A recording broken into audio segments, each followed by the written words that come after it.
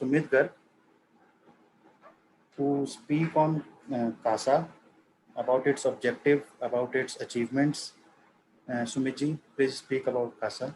2 words. Thank you, Ujjwal ji. And first of all, I would like to welcome our guest speaker, CA Pankaj Chawla ji, for joining and planning and designing on this MSME course, where we are going to learn different things for small, medium entities, particularly helping all those organizations, CA firms. So definitely it will Thank you be so a much, Ji. good learning schedule in next 4 days. As far as CASA is concerned, Ujjwal bhai rightly pointed out, we are going continuously organizing series of activities for the benefit of the members at large. And हमारी कोशिश भी रहती है कि जिस नए topic पर हम प्लान कर सकें उस पर प्लान करें और अपने इस लर्निंग शेड्यूल को आगे बढ़ाएं. जैसा कि ऑलरेडी लास्ट 1 ईयर से जब से कोविड आया है हम लोग वर्चुअली वेबिनार मीटिंग्स ऑर्गेनाइज कर रहे हैं. अपार्ट फ्रॉम दिस हमने कई अलग डिफरेंट टॉपिक पर with the help of our core member Sachin Sinha ji कई ऐसे सर्टिफिकेट कोर्स भी डिजाइन करे जो काफ़ी सक्सेसफुल रहे. और कोशिश है ये कोर्स भी कहीं ना कहीं हम लोगों को एक वैल्यू एडिशन देकर जाएगा, जिसमें कुछ नाम मैं बताना चाहूँगा: international taxation, NPO, GST industry wise and this MSME, corporate compliances पर. तो ऐसे इश्यूज जहाँ पर हमें एक रियली कुछ हमारी प्रैक्टिस में एक नए जिस पर्टिकुलर एरिया में हम वर्क करना चाहते हैं, we can groom our self, we can develop our skill and we can definitely help our faculties as well. Like Sachin ji is expert on income tax, जो टीडीएस और इनकम टैक्स से related provisions पर बोलते हैं. और कहीं ना कहीं इनके माध्यम से हमारे मेंबर्स को जिसने भी कभी भी कॉल किया या क्वेरी भेजी तो रिस्पॉन्ड मिला.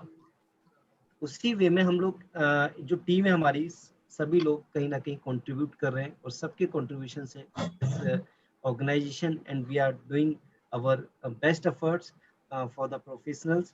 Definitely your support and cooperation always required to fulfill the dream of this platform. Now I request Ujjwal to take further. Thank you so much, sir. Now I would like to invite Amit Bansal ji to speak about the subject, today's subject. Amit Amit Bansal ji, are ji. you there? I think Amit ji is not there. So I request Sachin Sinha ji, our co-member, to give a welcome brief about the topic and program. Thank you, Sumitji, for giving me the opportunity to speak few words in front of you and my dear friend Pankaj. In fact, this topic, I feel that this is very important topic nowadays because every company which start as a startup wants to become an MNC. So this is basically the Pankaj will guide the journey from MSME to MNC. And when we were discussing with Pankaj about the topic, I was very excited to understand how this can be happen, because every client, when we guide our client in this manner, of course our professional efficiency will definitely increase, and we will reach to the next level. And not only we will count it as the filing of return and the guiding about the taxation, we will count it as guiding about the business advisor. So I think this is the idea when we planned this session. And of course, Pankaj has given immense contribution about all the topics. And the speakers for these 3 days are all excellent speakers, and they have great experience in this line. So this is, with this, I'd like to give thank you to Pankaj ji, Sumit ji, and Ujjwal ji for organizing such a wonderful webinar. So over to Sumit ji. Thank you, Ujjwal? Sachin ji. Just a minute. Ujjwal, can you proceed? Thank you, Sachin sir. Now I would like to introduce our guest speaker, Pankaj Chawla ji. He is a founder and CEO of MSME Strategy. He is a strategic business partner and an entrepreneur. He is a qualified chartered accountant with more than 20 years of experience in various fields like senior management partnering, strategy formulation, strategic cost management, financial planning, etc. He is a Lean 1B and 1C certified from Cardiff University and Lean Six Sigma methodology certified. He is also certified for situational leadership second. So I would like Pankaj Chamla ji, our guest speaker, to carry on today's session. Thank Over to you. you, sir. Thank you, Ujjwal ji. First of all, I'd like to thank Sumit ji and Sachin ji for inviting me to the session. I think this has been a great honor to discuss the topic of the day, which is MSMEs, how can they turn to MNCs. Important is how we all chartered accountant brothers, can benefit from this opportunity which has come to us. What is the journey of an organization? How can we add value to the organization? Primarily with the thought that we always will grow as the organizations will grow. MSME Pankaj, badhega. your Sorry. voice is a little bit low. Can you hear me now? Yeah, Any yeah, better? perfect. Now perfect.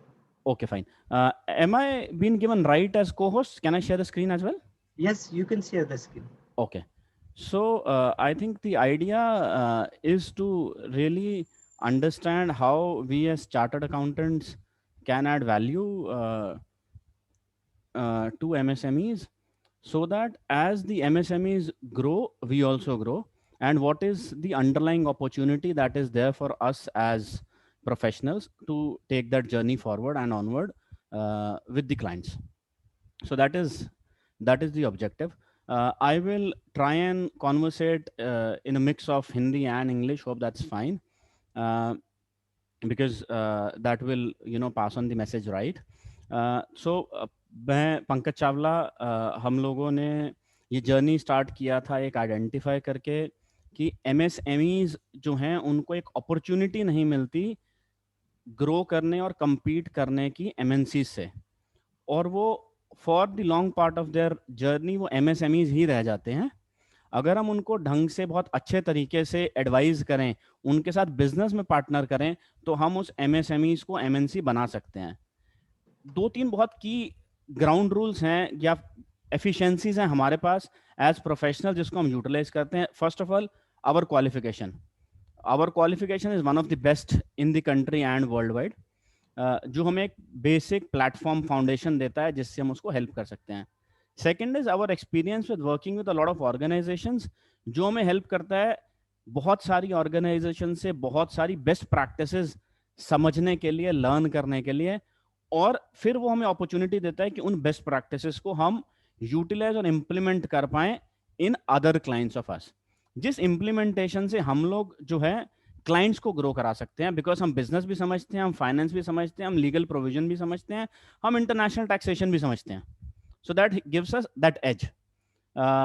But what happens is, ये content है obviously of entrepreneuring essentials. हम क्या करने वाले हैं, where we are, definition क्या है, registration क्या है, I will come to that.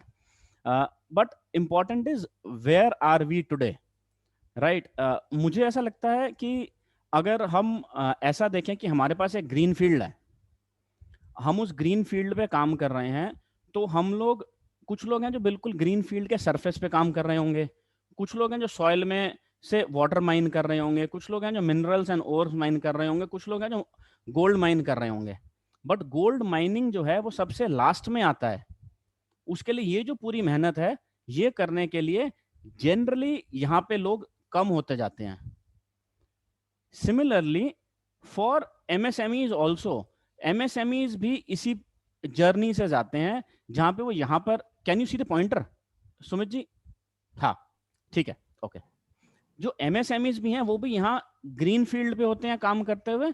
अगर उनको गाइडेंस मिलती रहती है तो वो वाटर माइन करते हैं, वो सॉइल माइन करते हैं, फिर वो उसके बाद मे बी ओर्स पे जाते हैं, मिनरल्स पे जाते हैं, और वो गोल्ड माइन करते हैं.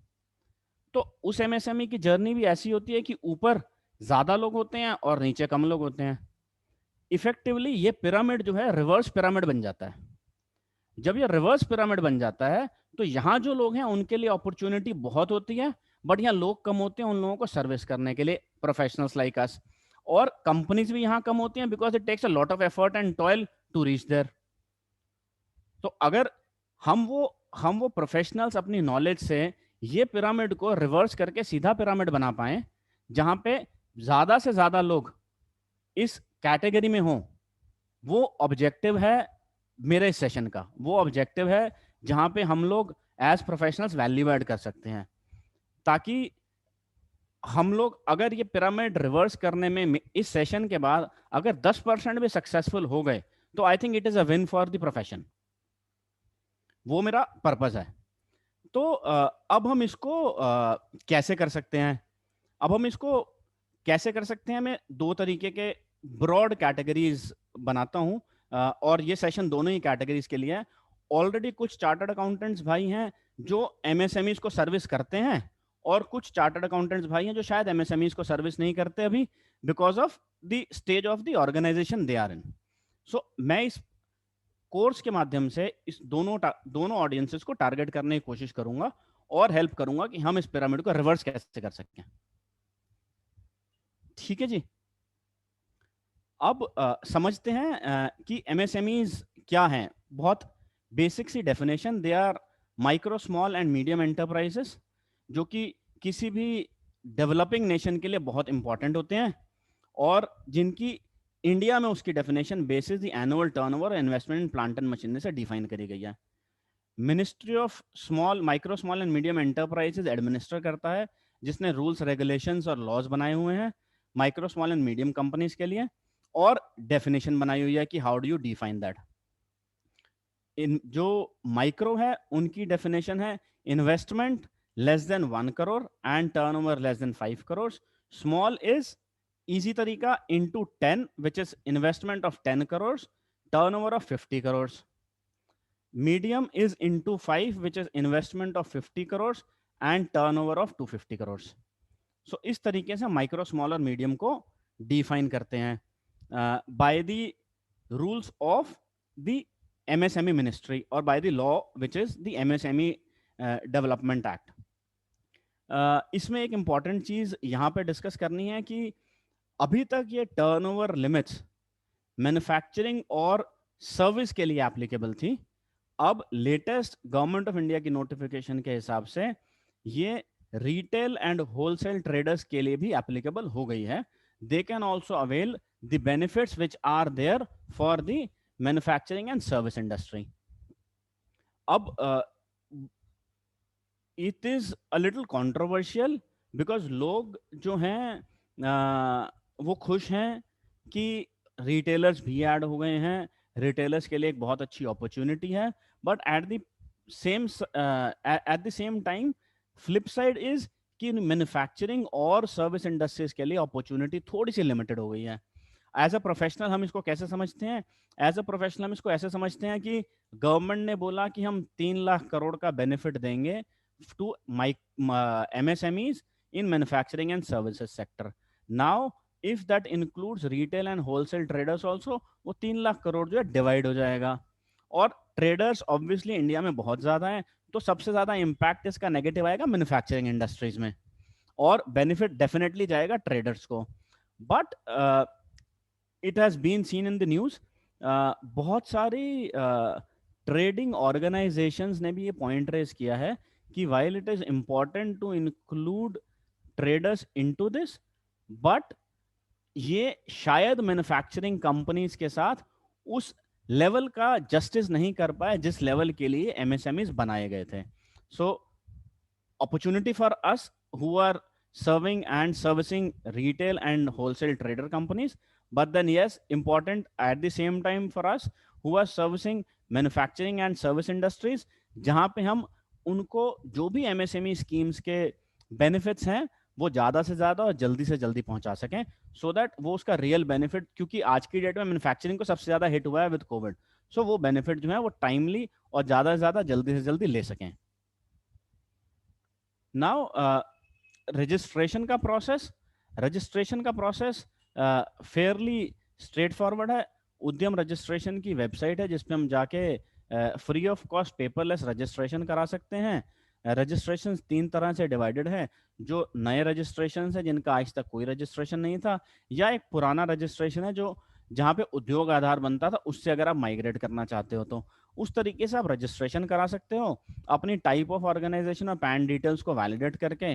वो पैन का डिटेल वेरिफिकेशन होता है इनकम टैक्स डिपार्टमेंट से, और अगर आप ऑलरेडी बिजनेस में हो तो उसका वेरिफिकेशन जीएसटी डिपार्टमेंट से भी होता है। वो वेरिफिकेशन के बाद 2 से 3 दिन में आपको सर्टिफिकेट मिल जाता है। वैलिडेशन के सिंपल प्रोसेसेस हैं, आधार से लिंक करेंगे तो फाइनल ओटीपी आएगा सबमिट करने के लिए, और 2-3 दिन में सर्टिफिकेट आ जाएगा। बहुत paperless and free of cost ये प्रोसीजर है। इसके बाद जो ऑलरेडी रजिस्टर्ड है उनको अपनी ऑलरेडी रजिस्टर्ड कैटेगरी में रजिस्टर करना है और पुराना यूएएम नंबर डालना है, विच वाज अर्लियर उद्योग आधार। वो नंबर डालना है और वो उस नंबर के बेसिस पे जो कम्युनिकेशन डिटेल्स पहले दी गई थी, email ID and phone number, उस पर रजिस्टर कर सकते हैं। और अपना ओटीपी डाल के registration can be submitted again 2 से 3 दिन में उसमें भी आपको रजिस्ट्रेशन आ जाएगा।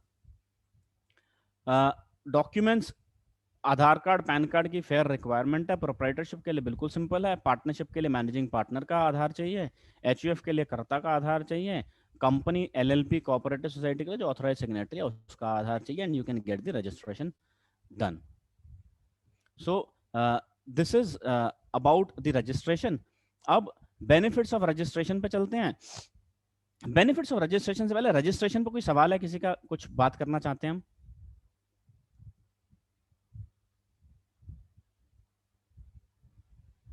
नहीं, okay, so will move forward. Benefits of registration क्या है कि एमएसएमई जो रजिस्टर्ड है उसको बैंक लोन चीपर रेट पे देता है, मे बी 1 से 1.5% lower than the regular loans. वो एक इंपॉर्टेंट बेनिफिट है जो एमएसएमईज एडवांटेज लेना चाहें वो जरूर ले सकते हैं।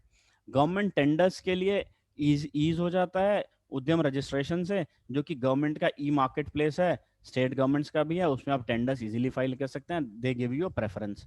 50% सब्सिडी मिलती है पेटेंट रजिस्ट्रेशन में, और जो एक्सपेंसेस इनकर्ड करते हैं ISO 9000, ISO 14001, HACCP registration certification के लिए, उसमें रिलैक्सेशन और एक्सपेंसेस मिल जाते हैं आपको, और बाकी गवर्नमेंट की स्कीम्स हैं, लोन्स हैं, वो आप बेनिफिट ले सकते हैं after getting yourself registered. There is by the MSME Act certain items which are limited to be made by and procured by MSMEs only। वो MSME Act में डिटेल्स में दिया हुआ है कि हम जो है क्या क्या आइटम्स ले सकते हैं जो कि रेस्ट्रिक्टेड टू MSMEs है। इसके बाद MSME एक्ट के की प्रोविजंस के बारे में बात करना चाहूँगा। नॉट ऑल, ये की प्रोविजंस बहुत इंपॉर्टेंट हैं फ्रॉम द पर्सपेक्टिव कि हमें MSMEs जो भी हमारे क्लाइंट्स हैं उनको ये बताना चाहिए कि MSMEs के लिए अगर कोई भी प्रॉब्लम है, पैसा कोई पेमेंट नहीं दे रहा है, कोई अमाउंट की रिकवरी करनी है, तो हम कैसे विद नो और मिनिमल लिटिगेशन इस MSMEs इन अपनी MSMEs को बेनिफिट दिला सकते हैं। सो उसके लिए इंपॉर्टेंट सेक्शंस मैंने यहाँ स्क्रीन पे डाले हैं। First section is liability of buyer to make the payment. अगर MSME ने किसी भी बायर को माल दे दिया है या सर्विस दे दी है, it is the liability of the buyer, the onus is on buyer to make the payment within the specified time। वो specified time 45 days का है, और 45 days from the date of supply of goods or services if the buyer does not dispute। अगर buyer dispute करता है तो dispute rectification के बाद उसको पेमेंट करनी है within 45 days। नहीं करता है then we have got the clause for interest। Interest payable होता है, इंटरेस्ट रेट का भी प्रोविजन हार्श है, विच सेज कि 3 times द बैंक का इंटरेस्ट आपको इंटरेस्ट देना पड़ेगा।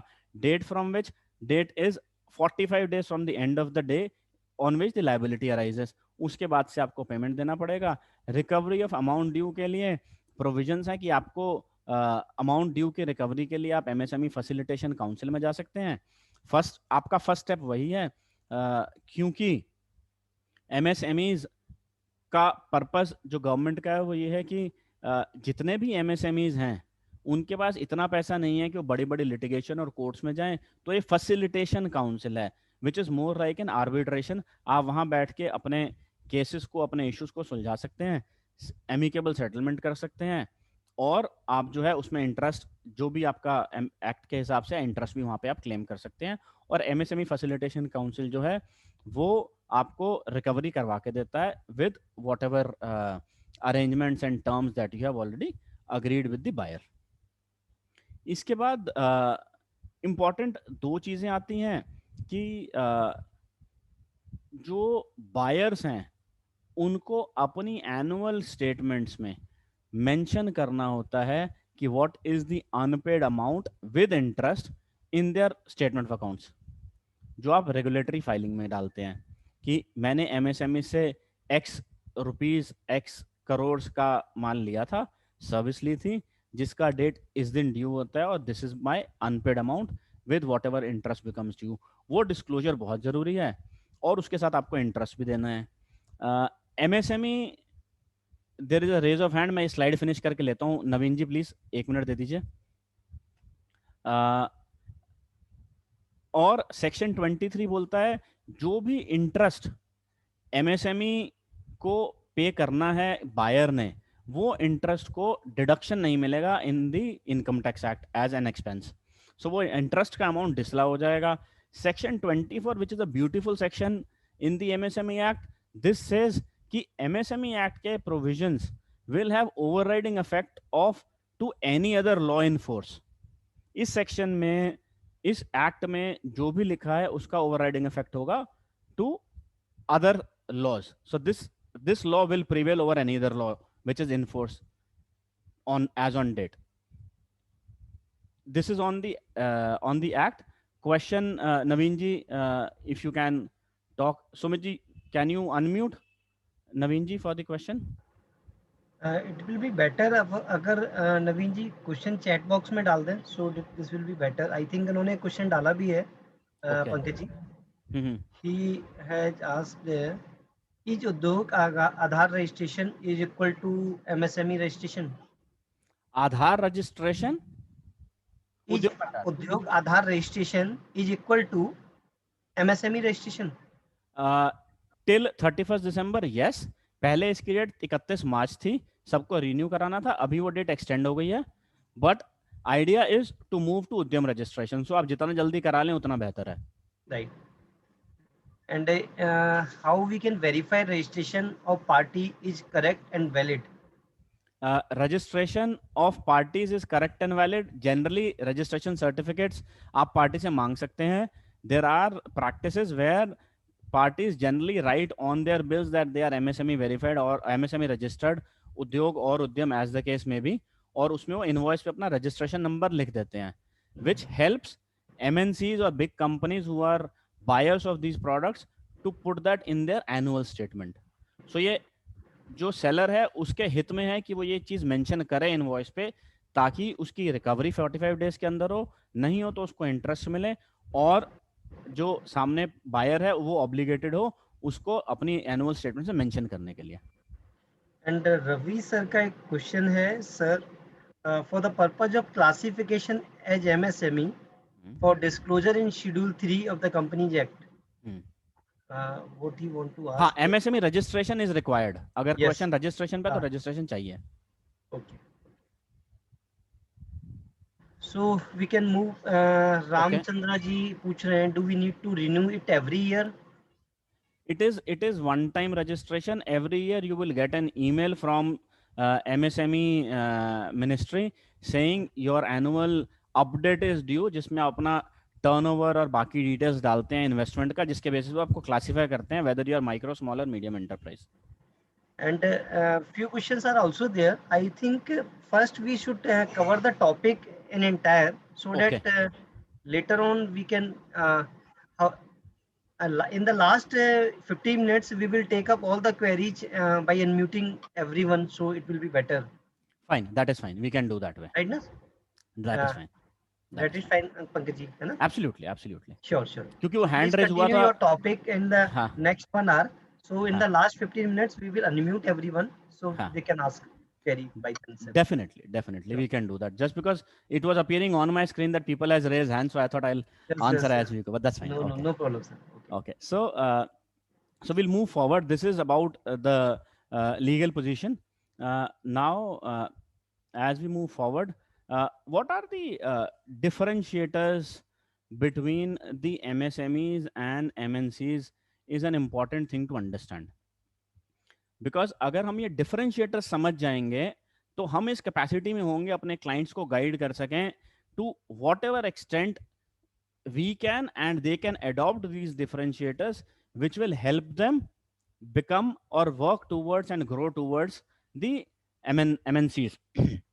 So सबसे बड़ा differentiator जो है वो है technology, the use of technology which is at the center of any organization which is growing. और वो टेक्नोलॉजी के साथ उस टेक्नोलॉजी की टाइमिंग बहुत इंपॉर्टेंट है. In what timing, at what time of the organisation, stage of the organisation you try and adopt the technology. अब technology का अडॉप्शन वेरी करता है, आप किस स्टेज पे हैं, आपका एपेटाइट कितना है. Technology adoption could start with as small as an Excel macro to as high as AI, ML and robotics का एप्लीकेशन.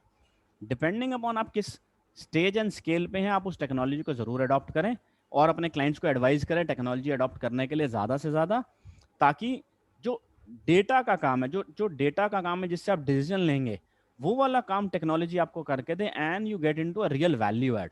कि उस टेक्नोलॉजी से जो डेटा आ रहा है, उस टेक्नोलॉजी से जो आउटपुट निकल के आ रहा है, उसको कैसे एनालाइज करना है और उसको कैसे यूटिलाइज करना है अपने क्लाइंट्स के बिजनेस में, वो उस पर हम फोकस करें. सो ये सबसे बड़ा डिफरेंशिएटर है. इसके बाद link to that is that big, as the organizations grow big, they tend to realize the losses that they make and then they try to fix that leakage. We at the small stage also can fix those leakages right there and then, which is what will make us return on investment focused. हम अगर return on investment पे focus करेंगे और बार बार उसको बढ़ाने का प्रयास करेंगे तो हम उसको जरूर बढ़ा पाएंगे एज एन एंटिटी. अदरवाइज वो कहीं ना कहीं लीकेजेस स्ट्रिप आउट होती रहेंगी, which will lead to not investing our money, time, effort in at the right place. So वो ROI फोकस्ड होना बहुत जरूरी है. और लीकेजेस को फिक्स करने के लिए आपके पास एक स्ट्रेटजी होना चाहिए कि आपको बिजनेस को किस स्ट्रेटजी से बनाना है, आपका बिजनेस का विजन क्या है, where do you want to see the business 5 years down the line. Competition क्या कर रहा है, टेक्नोलॉजिकल एडवांसमेंट क्या हो रही हैं, मेरे पास आज जो प्रोडक्ट है क्या वो प्रोडक्ट आज से 3 साल 5 साल बाद वायबल भी रहेगा, उसके लिए मुझे उसमें क्या इंप्रूवमेंट करना है. That strategy, 360-degree strategic analysis is very important for your business. That strategy then should translate into a robust business plan. उसके नीचे steps बनने चाहिए कि उस strategy को लेके मेरे को business में plan कैसे करना है, be it my sales, marketing, operations, customer service, etc. मुझे हर एक का business plan होना चाहिए, मेरा हर function कैसे काम करेगा, कैसे एक दूसरे से link हो रहा है, which will then turn on to a financial plan, जो हम अपने day 3 में cover करने वाले हैं डिटेल में, business plan, financial plan, which will then turn into a financial plan कि उस strategic vision का, उस business plan के steps का financial implication क्या होने वाला है and how should we work on that. उसके through we will come to know कि हमारी KPIs क्या है, which is key performance indicators. How we will come to know कि मेरा business वैसे ही चल रहा है जैसे मैं उसे चलाना चाहता हूँ. उस business के critical indicators क्या हैं, कि जैसे हमने कोरोना काल में देखा कि क्रिटिकल इंडिकेटर्स क्या थे, आपका SpO2 लेवल ठीक होना चाहिए, आपका पल्स ठीक होना चाहिए, आपका फीवर क्या है वो मॉनिटर करना चाहिए. वैसे ही वो क्रिटिकल पैरामीटर्स है, वैसे ही बिजनेस के भी की परफॉर्मेंस इंडिकेटर्स होते हैं. वो पैरामीटर्स हमको आइडेंटिफाई करने पड़ेंगे जो हर बिजनेस के लिए अलग हो सकते हैं, हर इंडस्ट्री के लिए अलग हो सकते हैं. सेम इंडस्ट्री में different size and scale of business के लिए अलग हो सकते हैं. सो हमें उसको ध्यान में रखना चाहिए, उसको ऑब्जर्व करके क्लाइंट्स को एडवाइस करना चाहिए कि KPI फॉर्मेशन बहुत जरूरी है. KPI फॉर्मेशन के बाद हमें डेटा आना जरूरी है, विच is the centre which I spoke about technology, और उसका इफेक्टिव यूज कैसे करेंगे. सो एग्जाम्पल, मुझे पता है कि मेरे बिजनेस के लिए सबसे बड़ा इंपॉर्टेंट KPI है कि मेरा कस्टमर एक्विजिशन कितना फास्ट हो रहा है. दूसरा KPI है उस कस्टमर को मुझे अपने प्लेटफॉर्म पे रन करने के लिए क्या कॉस्ट बियर करना पड़ता है. बट KPI तो समझ लिया, बट उस KPI की मॉनिटरिंग कैसे होगी, उसके लिए मेरे पास डेटा आएगा कि मैंने आज 10 कस्टमर एक्वायर करें, कल 50 कस्टमर एक्वायर करें, फिर 100 कस्टमर एक्वायर करें, विच विल शो मी कि मेरा किस ट्रेजेक्टरी में जा रहा है. और अगर रिवर्स जा रहा है तो मुझे बताएगा कि मेरे को डिसीजन डिफरेंटली लेना है. सो which will then lead to data analytics so that I can take informed decision.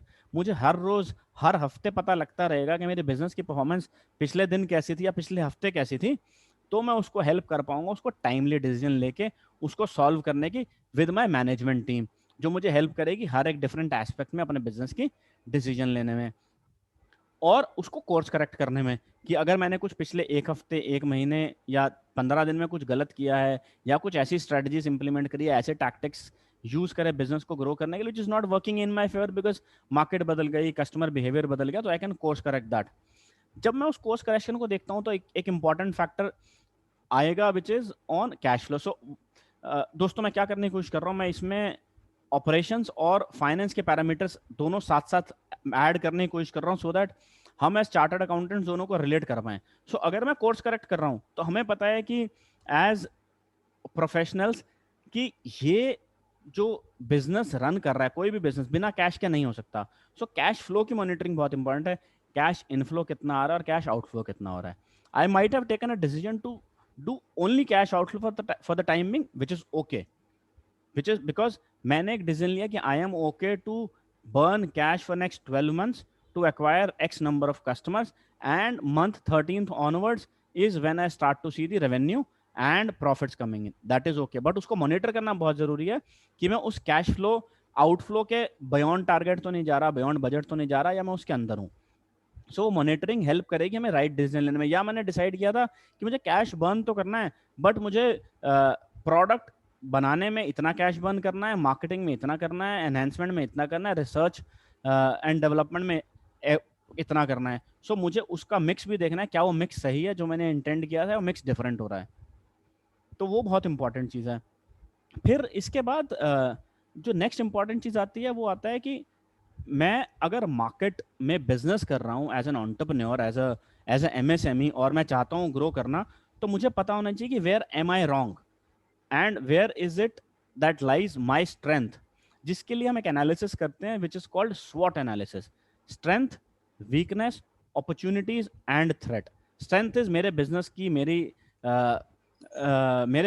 मेरी मैनेजमेंट टीम की क्या स्ट्रेंथ है, मेरे बिजनेस मैनेजमेंट टीम मार्केट की से रिलेशन में क्या वीकनेस है जिससे मुझे काम करना चाहिए, जो मेरी एक यूनिक पोजीशन है मार्केट में, उसके लिए मेरा अपॉर्चुनिटी क्या है, what is my opportunity to grow in the market and make a mark.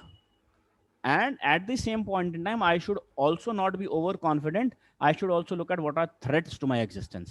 ऐसा तो नहीं हो रहा कि मैं तो आंखें बंद करके अपना बिजनेस ग्रो करता जा रहा हूँ, but there is a threat to my business कि जिस एज एन एग्जाम्पल जिस टेक्नोलॉजी पे मैं ग्रो कर रहा हूँ, वो टेक्नोलॉजी आज से 10 महीने 15 महीने बाद ऑब्सोल्यूट हो जाएगी।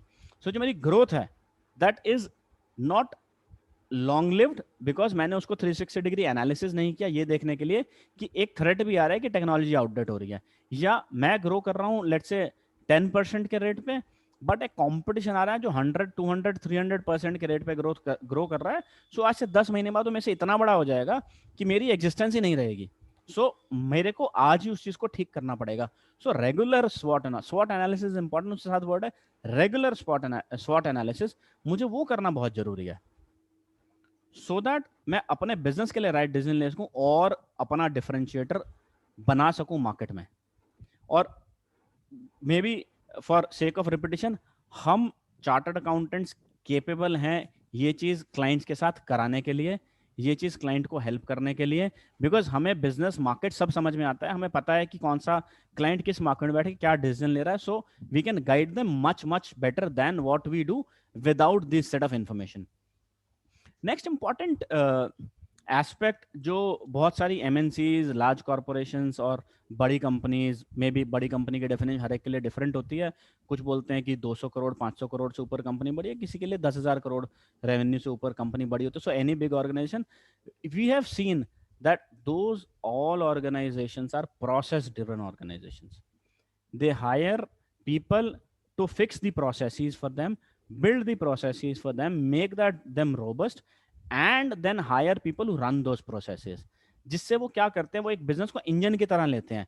मैंने इंजन को सेट कर दिया, इंजन के सारे पैरामीटर्स को सेट कर दिया, इंजन ने अपने आप चलना शुरू कर दिया, then I will need people to run that engine, I will not daily need person to build that engine.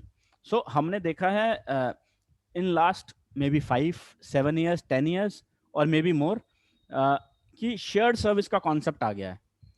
छोटी से बड़ी कंपनी सब शेयर्ड सर्विस की तरफ जा रही हैं, खासकर फाइनेंस डोमेन में। शेयर्ड सर्विस का कॉन्सेप्ट क्यों आया था, उसका एक बहुत बड़ा रीजन था कि कंपनीज ने देखा कि मुझे फाइनेंस को एज अ प्रोसेस देखना है। मुझे फाइनेंस को अगर मैं एज अ प्रोसेस देखता हूं तो मैं फाइनेंस को डिवाइड कर देता हूं कि ये ट्रेजरी है, ये मंथ एंड क्लोज है, ये जर्नल एंट्रीज हैं, ये रिपोर्टिंग है, ये कंप्लायंस है, ये मेरा बजटरी है, ये मेरा प्लानिंग है, एटसेट्रा एटसेट्रा। फिर जब मैंने उसको प्रोसेस में डिफाइन कर दिया तो मैंने उसके हर एक वर्टिकल जो बनाया उसके प्रोसेसेस बनाना शुरू कर दिए कि मुझे अगर मंथ एंड क्लोज करना है तो कैसे करना है, क्या उसका स्टेप ए से लेकर स्टेप जेड तक होना चाहिए, मुझे जर्नल प्रोसेस करना है तो उसका step A to step Z क्या होना चाहिए। तो मैंने उसके प्रोसेसेस बना दिए। फिर मैंने पीपल हायर करे who can then work on those processes for me, refine those processes on a daily and a regular basis। वो प्रोसेसेस रिफाइन करने के बाद उस प्रोसेस को इतना रोबस्ट कर दिया कि वो फ्लॉलेस हो गया। Obviously with the change in the business, change in the market environment, technology coming in, मुझे उस प्रोसेस को हमेशा चेंज और अप टू डेट करना पड़ेगा। बट जैसे जैसे मैंने अपने बिजनेस को प्रोसेस ड्रिवन कर दिया, इकोनॉमीज ऑफ स्केल आना शुरू हो गया। जिन कंपनीज के लिए इकोनॉमीज ऑफ स्केल नहीं आ पा रहा था उसके लिए थर्ड पार्टी बीपीओस बन गए, जिन्होंने वो छोटे छोटे कंपनी जो पूरा एक प्रोसेस आउटसोर्स नहीं, जो पूरा प्रोसेस शेयर्ड सर्विस में नहीं ले जा पा रहे थे, उनको एक ऑप्शन मिल गया कि वो उसको आउटसोर्स कर दें डोमेस्टिक बीपीओस में और वो उसको प्रोसेस की तरह रन करें for their small organisation. So and that is how they also grew big. So process बहुत इंपॉर्टेंट चीज है, प्रोसेस ड्रिवन होना। नाउ जब आप ये सब करते हो तो it is important to have some resilience to tough situations. ये करना भी आसान नहीं है, प्रॉब्लम्स तो इसमें भी आएंगी, प्रोसेसेस फेल करेंगे, गलतियां होंगी, टेक्नोलॉजी सही से काम नहीं करेगी, रिपोर्ट सही नहीं आएगी, by the nature of human people will make mistakes. So companies will have to be resilient to those tough situations, and tough situations का कोई count या कोई category नहीं है कि यही 50 तरह की आएंगी, 100 तरह की आएंगी, there could be many। so वो 1000 तरह की या जो भी जितने भी x numbers की tough situations आएंगी, companies will have to be resilient to tough situations and define to an extent what are critical tough situations to them, जिसके बेसिस पे वो या तो अपना बिजनेस का कॉल ले पाएंगे या नहीं ले पाएंगे, and then build resilience policies again those tough situations कि मुझे कितना रिस्क लेना है किस पर्टिकुलर सिचुएशन में। उसके लिए हेल्प करता है मार्केट रिसर्च। मार्केट रिसर्च आपको बताता है कि मार्केट में बाकी कंपनीज जो हैं वो कैसे परफॉर्म कर रही हैं, बाकी जो कंपटीशन है वो कहाँ जा रहा है, इंडस्ट्री का फ्यूचर आउटलुक क्या है, क्या इंडस्ट्री ही बदलने वाली है, क्या इंडस्ट्री सेम रहने वाली है। वो मार्केट रिसर्च पेपर्स हेल्प करते हैं। It is important to invest some money in that also, कि मैं देखूं कि एज एन एग्जांपल मेरा आज बिजनेस लेट अस से मेरे पास एक स्टोर है जो एक मार्केट में है which is a very good market. As an example Delhi के में साउथ दिल्ली में एक मेरे पास स्टोर है मे बी मोबाइल एसेसरीज का, मैं उसमें बहुत अच्छा काम कर रहा हूँ। बट रिसर्च ये बोलती है, I am taking old example, but research ये बोलती है कि आज से 3 साल बाद या 5 साल बाद ये स्टोर तो रहेगा नहीं, बिकॉज सब चीज़ ऑनलाइन हो जाएगी, या लोगों का फुटफॉल इतना कम हो जाएगा कि you will not be able to make up so much margin to cover your cost. So मुझे ऑनलाइन मॉडल में चले जाना चाहिए। तो ऑनलाइन मॉडल में मुझे कितना पहले जाना चाहिए will define my success. The sooner I start the better I will be, the better resilient I will be to tackle that situation. तो मार्केट रिसर्च उन चीज़ों में हेल्प करती है। जैसे आज Amazon, Flipkart और other e-commerce operators are at an amazing stage, right? But आज के बाद का आउटलुक क्या है ई कॉमर्स के लिए? क्या मार्केट रिसर्च कहती है कि क्या लोग कंटिन्यू करेंगे ऑनलाइन प्रोडक्ट्स लेना? क्या मार्केट रिसर्च कहती है कि customer still would want to visit the stores? Corona के बाद जब लोग घर से नहीं निकले, will they want to step out for small things like mobile also, because they have not stepped out for anything else for like 1.5 years? So wo researches will help you spend the right money at the right place. जब आप ये research करते हो आपको समझ में आता है कि मेरे पास 10 पैरामीटर्स हैं या 5 पैरामीटर्स हैं जो मेरे लीवर्स हैं बिजनेस को प्ले करने के लिए। जब मुझे लीवर समझ में आते हैं तो मैं उन लीवर्स पे काम करता हूं अपनी विजिबिलिटी बनाने के लिए, अपना एज क्रिएट करने के लिए मार्केट में। क्योंकि 5 चीजों पे अगर मार्केट 4 पे काम कर रही है, 5 पे कोई नहीं कर रहा, and it is important for me, so I will work on that 5th lever, take an edge in the market and create that visibility. वो विजिबिलिटी बना के जो मुझे रेवेन्यू आता है, जो कस्टमर लॉयलिटी आती है, it is very important for me to then maintain that credibility by performing all the good work which I've done in the past and course correct as much as possible. Edge और visibility का एक छोटा सा example मेरे दिमाग में आ रहा है, बहुत पुराना है, to my days when I used to work for Airtel. Caller tune और हाँ, कॉलर ट्यून का एक कॉन्सेप्ट आया था जो आजकल बहुत कॉमन हो गया और कुछ लोग तो यूज भी नहीं करते. बहुत एक सिंपल सी टेक्नोलॉजी थी. आप आपके टीवी पे या आपके मोबाइल पे कोई सॉन्ग चल रहा है, you dial a number which is an Airtel number. आप वो नंबर डायल करोगे, एयरटेल की टेक्नोलॉजी उस सॉन्ग को रीड करेगी और आपको बोलेगी ये सॉन्ग है, इसको मैं आपकी कॉलर ट्यून बना सकता हूँ. वेरी सिंपल टेक्नोलॉजी, बट वो टेक्नोलॉजी एयरटेल ने पहले अडॉप्ट करी. उसने वो एज लिया और अपनी विजिबिलिटी बनाई कि we are the first one to do. But technologically at the back end it was very simple task and people followed. So वो एज बनाना, वो विजिबिलिटी क्रिएट करना बहुत जरूरी है, क्रेडिबिलिटी बनाना बहुत जरूरी है. So then that these two are really important factors. ये करने के लिए इंपॉर्टेंट क्या है? ये करने के लिए इंपॉर्टेंट है that you should not shy away from experimenting. Take risks, make those calls which may not turn out to be right, but then fix your stop loss. I want x amount of fund for experimenting. गलत होगा कोई बात नहीं, but सीखेंगे तो उससे कुछ बढ़िया प्रोडक्ट निकालेंगे. We all as professionals should guide our clients to maintain a provision for this. Keep an annual amount which is sufficient for this, so that they can help business grow, they can help business think about future, which can help them have an edge.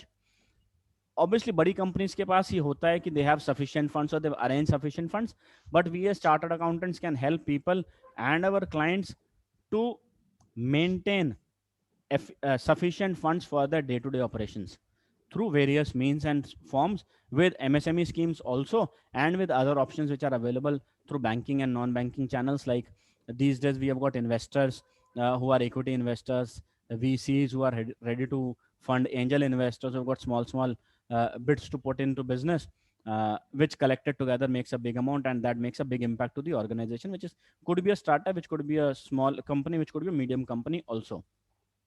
The other differentiators are talent. Now, for any company to grow, it is important that you hire the right talent. You hire specialized people for the specific functions.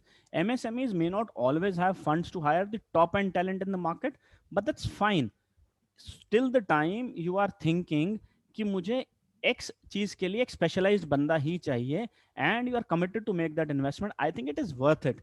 Small companies at their level, medium companies at their level, micro companies at their level should focus to hire specialists for the specific function. For example, if I am a founder, I am not expected to really do all the operations. Finance भी मैं ही देखूंगा, business operations भी मैं ही देखूंगा, sales भी मैं देखूंगा, marketing भी मैं देखूंगा, स्ट्रेटजी भी मैं देखूंगा, कस्टमर केयर भी मैं देखूंगा. No, not required to do that. You can not do everything. If you try and do everything, then you will end up doing nothing in an amazing fashion. But अगर आप अपनी responsibilities share करना start कर दोगे, अगर आप delegate करना शुरू कर दोगे, it will help you do more with less. Otherwise you will struggle doing day to day activities, और आप business की growth के बारे में, business को multiply करने के बारे में नहीं सोच पाओगे. So talent and specialization are again key. If, and it is my experience, if we work on these parameters, then we can definitely become transnational, which is going to multiple nations and grow as MNCs. These will help you grow within the country as well, but then opportunities always exist to grow beyond the barriers of geographical boundaries. So this will really help. I hope this slide explains well what are the differentiators. Now, while I've spoken about how we as chartered accountants can work on these areas to help our clients, this is a slide which picks up top 5 parameters or top 5 areas where we can help and take companies grow big. This is picked up basis Pareto principle, which says 80-20, which is called as 80-20 rule. 80% of problems get addressed through only 20% of means. And vice versa. So अगर हम ये top 5 problems को address करा दें अपने clients के लिए, then clients will have great opportunity to grow. So will be our opportunity to grow as chartered accountants also. वो क्या है? पहला, in the world of startups, what has happened is लोगों को इम्पॉर्टेंट होता है पैसा रेज करना. मुझे कहीं से फंडिंग मिल जाए, चाहे वो एंजल इन्वेस्टर फंडिंग दे दे, चाहे वो मुझे वीसी हाउस फंडिंग दे दें, चाहे वो bank funding they they, but I need funding. And pre-corona, what has happened is people used to work on valuation, which was driven by additions of customers. मेरे पास कितना customer base है address करने के लिए. अगर मेरे पास वो बेस बढ़ता जा रहा है और उस बेस पे people can capitalise on that, use to give a valuation to the company कि आज तो लॉस है बट कभी तो प्रॉफिट होगा. Like what Uber did, they gave schemes, they gave offers, और उन स्कीम्स और ऑफर्स की वजह से what happened, they started to make losses and they said that eventually we'll get into profits. So wo jo focus on valuation tha, that has started to go down in the COVID phase. People, which is founders and investors, have realized कि valuation उनको एक stage तक ले जा सकता है, but जब तक बिजनेस में प्रॉफिटेबिलिटी नहीं आएगी, एक दिन वो बबल फट जाएगा और वो किसी के काम का नहीं रहेगा.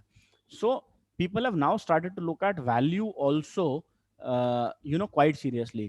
एंड व्हेन आई से वैल्यू, वैल्यू से मतलब है मेरा वैल्यू इन द बिजनेस. और हम चार्टर्ड अकाउंटेंट्स को ये बहुत अच्छे तरीके से समझ में आता है. Value in the business means value in the balance sheet. So क्या हम अपने क्लाइंट्स की बैलेंस शीट्स को उतना स्ट्रांग कर सकते हैं, उतना स्ट्रांग बना सकते हैं कि मैं my balance sheet, my P&L will speak about the company itself, कि क्या एसेट्स हैं, क्या वर्किंग कैपिटल है, क्या नेटवर्थ है, so that wherever me or my client goes, either independently through me or through any other consultant, to raise funds, it is easier for them. Because bank में जाएं, investors के पास जाएं, they would also know what is the credibility, what is the value that balance sheet carries, what is the vision of the founder, how is that translating into numbers. वो समझ में आएगा तो आप वैल्यू फोकस्ड हो जाओगे.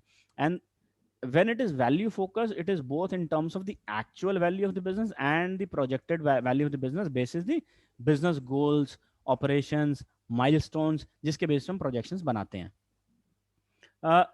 Next important thing is MSMEs को access नहीं होता स्पेशलिस्ट का, जो कि MNCs को होता है. Like I spoke in previous slide कि टैलेंट हायर करना बहुत इंपॉर्टेंट है. टॉप टैलेंट हायर करो, स्पेशलिस्ट टैलेंट हायर करो, बट MSMEs को एक्सेस नहीं होता उतना. But we as chartered accountants come really handy. हम लोगों के पास एक्सपीरियंस होता है बड़ी कंपनीज के साथ काम करने का, in some form and shape, direct और इनडायरेक्टली. तो हम with in our network can borrow resources. हम लोग as chartered accountant brothers, we have been helping each other. Sumit ji का कासा ऑर्गेनाइजेशन के थ्रू भी हम लोग हेल्प करते हैं, through webinars and all of that. We always help each other. So important that we borrow that talent, specialist knowledge from each other and help drive the right message to the MSMEs that they have someone at their back.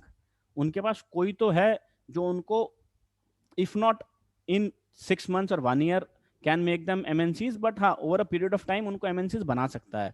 So वो specialist talent तो हमारे पास है. I think we should use that to their advantage, to our advantage, to give that specialist talent to them. बहुत सारी MSMEs और उसमें से majorly micro and small companies के पास हैंड होल्डिंग सपोर्ट नहीं होता.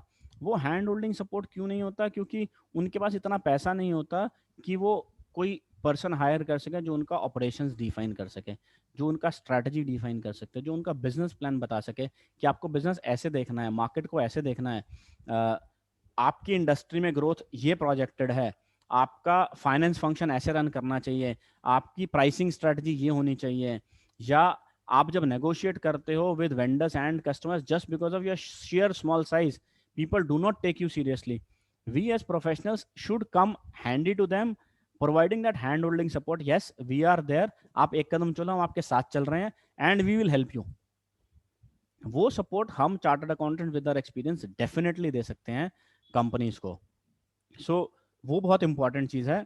फिर बात आती है उसके बाद कि हमने उनको वैल्यू फोकस भी बना दिया, हमने उनको स्पेशलिस्ट सपोर्ट भी दे दिया, हैंड होल्ड भी करा दिया, but competition from corporates, mega corporates, MNCs तो खत्म नहीं हुआ। वो कंपटीशन दोस्तों कभी भी खत्म नहीं होगा, बिकॉज जब आप जिस मार्केट में एंटर करोगे there will always be someone bigger than you. So वो competition is a given thing, we can not eliminate competition, but we can address the competition differently. For example, जैसा मैंने पिछली slide में बताया था, MNCs को grow करने के लिए बहुत बड़ा साथ होता है टेक्नोलॉजी का। अगर वो टेक्नोलॉजी एमएनसीज को हेल्प कर रही है तो वही टेक्नोलॉजी स्मॉल कंपनीज को भी हेल्प कर सकती है एट अ स्मॉलर स्केल। अगर वो टेक्नोलॉजी सॉल्यूशंस हम as professionals, tech savvy professionals, अगर हम उसको प्रोवाइड करा सकते हैं छोटी कंपनीज को, तो I think that will help them big time. And again technology में मैं एग्जांपल लेना चाहूँगा, one of the knowns running a small company, they were struggling कि मुझे पता नहीं है, मेरा 500 लाइन का 1000 लाइन का डेटा है कि मेरे को किस क्लाइंट से क्या पैसा आना है, मैं रिकॉर्ड नहीं कर पा रहा हूँ, मेरे को बहुत प्रॉब्लम होती है कि मुझे इनवॉइस रेज करके एमआईएस अपडेट करना पड़ता है, फिर उसके बाद उसका पैसा आता है तो पैसा सेपरेट एक्सेल शीट में रिकॉर्ड होता है, फिर मुझे उसको इस एक्सेल शीट में रिकॉर्ड करना पड़ता है, एंड देन कहीं जाके मुझे पता लगता है मुझे किससे क्या लेना है। जो मुझे रियल टाइम चाहिए होता है, और मैं फुल टाइम एक अकाउंटेंट नहीं अफोर्ड कर सकता हूँ जो मेरे को यहाँ पे बुक्स रेगुलर बेसिस पे मेंटेन करके मुझे बता पाए। सो वो अकाउंटेंट मेरे को मंथली बेसिस पे सर्विस करता, तो how can you solve it? What we simply did was, हमने उसका एक एक्सेल में मैक्रो बनवा दिया which said this is your input, this is your output. आपको जब रन करना है at a click of button आप अपना एक्सेल खोलेंगे, मैक्रो प्रेस करेंगे, आपको पूरी रिपोर्ट आ जाएगी। Whenever you want to refresh you can refresh. So that was a very big time save for him. उस टाइम सेव में जो हफ्ते में उसको 2-4 घंटे 5 घंटे जो भी एक्सवाइजेड अमाउंट लगता था, वो टाइम वो अपने बिजनेस में बेटर लगा पाया। सो वो डेस्कटॉप ऑटोमेशन से लेके रोबोटिक्स इंप्लीमेंट करना या AI ML implement करना is not impossible. Basis the size and scale of the organization, we can do that. Like something like a CRM, something like a cloud space, जिस पे हम लोग भी जा रहे हैं, वो हमारी clients, हमारे MSMEs भी जा सकते हैं, which makes things very very easier for them also. So this is another opportunity in technology. Technology is growing everywhere. So is it in our profession. I think we as professionals should take the maximum advantage of this. Next is our evergreen favorite for chartered accountant, which is finance and the cash flow. By finance here, I mean two things: availability of finance to the clients, which is through debt, equity, whatever medium. But more important than that is readiness for any company to be able to take finance. हम mostly हमारे clients जो पैसा चाहते हैं raise करना, वो ready ही नहीं होते कि उनको कोई पैसा दे। Could be because of inadequate compliances, non-efficient record management, could be because of non-availability of collateral, could be because of non-operating of bank account in the right manner, जहाँ पे हम लोग उनको कंसल्ट कर सकते हैं, बता सकते हैं कि अगर आपको फाइनेंस अवेल करना है at a point in time, उसके लिए आपको आज ही शुरू होना पड़ेगा, आज ही उस पर काम करना पड़ेगा, so that you are ready for that finance in time to come. As you are ready for finance in time to come, then it will be easier for us as professionals also to get them finance, and they will be in a better sound position also. With that finance, whether there is a shortage of finance or abundance of finance, important is then how do you manage the cash flows. पैसा कम है तो भी cash flow manage करना जरूरी है, पैसा ज्यादा है तो भी कैश फ्लो मैनेज करना जरूरी है। कम है तो बहुत ज्यादा जरूरी है, बिकॉज मेरे को बहुत सोच समझ के उसको स्पेंड करना है, ताकि मैं उसको ऐसे एवेन्यूज में लगा सकूं जहां पे मेरे को बिजनेस के लिए बेस्ट डिसीजन और बेस्ट आउटपुट आ सके। ज्यादा है तो मुझे उसको एक्स्ट्रा मनी को कहाँ यूटिलाइज करना है, क्या what is the opportunity cost, मैं अपने बिजनेस में लगाऊंगा तो मुझे एक्स रिटर्न देगा, मैं कहीं और लगाऊंगा तो एक्स माइनस देगा या एक्स प्लस देगा। That cash flow management is very important. I recommend that we do it. I recommend that we ask our clients to do it on a regular basis and timely fashion, so that वो सही decision ले सकें regarding their cash, which is their day in day out problem. So in my mind, this is a set of 5 key challenges which is faced by MSMEs, and this is though it is in the slide by me, but then there are a lot of research papers which second these 5 challenges. So which means it is not it is not a sample of a very small set of people, it is a wider sample जिसके basis पे 5 problems निकल के आती हैं, और अगर हम इस सैंपल को लेके एक्स्ट्रापोलेट करते हैं और हर अपने क्लाइंट को इसमें से कुछ चीज हेल्प करते हैं वर्कआउट करने में, it will be an opportunity for them and opportunity for us as well. एक केस स्टडी लेते हैं, क्योंकि मेरा ऐसा मानना है कि हर एमएसएमई हर एमएनसी कभी ना कभी एमएसएमई जरूर होती है. सो केस स्टडी मैंने पिक किया लिंक्डइन की केस स्टडी विच सेड कि लिंक्डइन कैसे स्टार्ट हुआ. सो लिंक्डइन 1993 में स्टार्ट हुआ, where the entrepreneur Reid Hoffman he started while studying only. उसने वेंचर कैपिटलिस्ट को अप्रोच किया, गॉट रिजेक्टेड, जो बहुत बहुत सारे स्टार्टअप्स के साथ होता है. स्टार्टअप्स क्या मैच्योर्ड कंपनीज के साथ भी होता है कि they get rejected, but no, there is nothing which keeps you or brings you down if you get rejected. That's absolutely okay. Then that guy got a job in Apple, worked on eWorld, Apple's version जो AOL बना. उसके बाद उसने एक फिजुसी product management में काम किया. 1997 से वहां से रिजाइन किया. So it has taken already 4 years, guys. 1993 started, failed in the same year, worked in a company, again second company, and then resigned from that company. Then worked on a company called PayPal, which he sold to eBay in 2002, again 5 years. Then 2002, what he did, he met friends and explored the idea.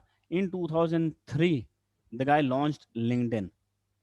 Now important, 1993 से 2003 होता क्या है कि हम लोग इस stage पे आ जाते हैं where we just lose hope, whereas persistence pays always in the long run. रोज हमें कुछ चैलेंजेस आते हैं, अगेन एज एमएसएमईज क्लाइंट्स को भी, एज प्रैक्टिशनर्स हमें भी रोज हमें कुछ चैलेंजेस जरूर आते हैं, बट हमें उस चैलेंजेस को फेस करके होप नहीं छोड़ना चाहिए. Should still stick to our mission, our goal statement, obviously course correct, and then refine the products. उसका हम पीओसी लॉन्च करते हैं, जिस प्रूफ ऑफ कॉन्सेप्ट, उसको प्रोटोटाइप बनाते हैं, उसको एमवीपी बनाते हैं, which is market viable product, और फिर उसके बाद उसको फुल फ्लेजेड लॉन्च करते हैं, which is what this guy did in day out. So 1993 से 2003 तक आइडिया गया नहीं था माइंड से. Idea was still there of what he wants to run a software company, which got launched in 2003. Then what happened, 2003 में investment मिली sekuwa capital से. Then they introduced after 2 years their revenue and first business lines, which is jobs and subscriptions. कि आप job post करो, subscription launch करो. That is how their revenue journey started. After this, what they did was, Dan Nike took a position of chief executive officer. Jeff Vanier ने join किया as president and CEO. Again, 4 years after. Then 2014, they officially launched in China in the Chinese language. Look at the struggle. What we understand today is China doesn't allow search engines like Google because they have their own search engine. But these guys definitely did a hard work to launch LinkedIn in China in the Chinese language. In 2015, they became one of the 10 most popular websites in the world. In 17, they had got 500 million users with 10 million job postings. 1993, he started working.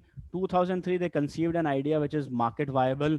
2003 to 2017 is what their journey is to 500 million users, and 2017 to 2021 is definitely a journey which is very well known to everyone. They already have become unicorns in the market. So this is how the organizations grow. This is how the persistence pays you. Important is that we stick to the grounds, the rules of the house, deliver what we actually intend to deliver in the market.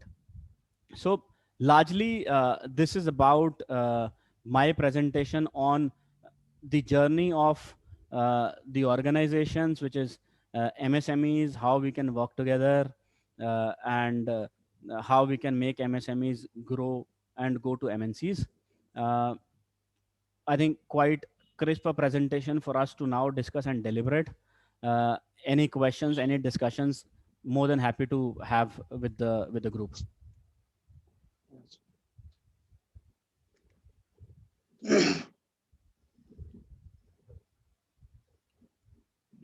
Ujjwal, you can take.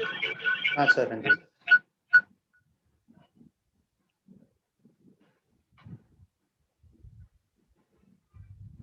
And any Sir, participant. Pankaj, you have covered the topic. Yes, Okay. this covers the So presentation. in the Obviously, next there. Sorry, sorry, Sumit ji. So in next मैं minutes we will discuss the queries. If you have any query, kindly raise your hand. I will unmute and will take up through. Ji Pankaj ji, please. Sir, please unmute Pankaj. Definitely. I absolutely agree to you, Sumit ji. Let us take queries. Important is this is actually the foundation of what we intend to do and discuss for the profession. Next, obviously, is followed with taxation, and the next session is obviously followed with again working on pitch decks, valuation, and all of that, which will help the colleagues much better. But yes, happy to pick up questions on the topic today. So Sir, first, इसमें please. Sandeep ji का question है कि like GSTN on GSTN, can we verify his name and details from site? Registration is correct and valid. Verification का procedure अभी MSME site पे available नहीं है. Generally MSMEs as answered generally MSMEs अपना registration number देते हैं, जिसकी वजह से because there are lot of benefits that they get after writing registration number on the invoice, so generally वो देते हैं. आप सर्टिफिकेट्स उनसे मांग के वेरीफाई कर सकते हैं. अच्छा सर, थैंक यू. अगला क्वेश्चन है दीपक कुमार जी का. उज्जवल जी एक क्वेरी मुदित जी की ले लेते हैं. ठीक है. Mudit ji kindly unmute yourself.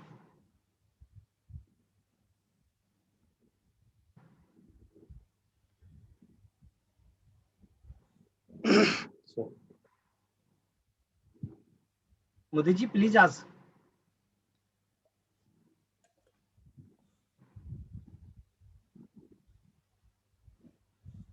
Okay, I am moving forward. Mitu ji, kindly mute yourself, unmute yourself. Hello. Yeah, can you hear me, sir? Your voice is little feeble. If you can be little loud, that will help. Can you hear me now? Yes, much better. Yeah. Is there any place where we can find the government schemes for MSMEs? There is Yes. list of schemes. Yes, government schemes are divided into two parts. One is the central government driven schemes. Second is the state government driven schemes. Central government driven schemes के लिए central government की website है MSME पे. You may find MSME government of India. You will find all the schemes in a section which is on MSME. Ministry of MSME की site पे जाएंगे, वहाँ पे भी आपको एक सब सेक्शन मिल जाएगा. और अगर आपको स्टेट स्पेसिफिक स्कीम्स में जाना है तो जिस स्टेट पे आप काम कर रहे हैं या करना चाहते हैं उस स्टेट की MSME स्कीम की वेबसाइट पे आप जा सकते हैं. There is important aspect here which is district industrial commission. Generally हर स्टेट में DIC को राइट दिया हुआ है MSME की स्कीम्स बनाने का, उसको मॉनिटर करने का, फैसिलिटेशन साइट्स सेंटर्स रन करने का. सो DIC की site could be your first source point. और इसके अलावा अगर आपको किसी स्टेट स्पेसिफिक साइट्स की इन्फॉर्मेशन चाहिए तो आप मेरे को सेपरेटली बता दें, मैं आपको लिंक दे दूंगा. Okay, sir. Thank you. No problem. Ujjwal ji, please take up the queries. Sir Deepak Kumar ji का क्वेश्चन है, in case of registration as a trader, investment in plant and machinery is required. So investment in plant and machinery. So let us go back to the definition slide. That is important for us to understand this. So investment is less than 1 crore.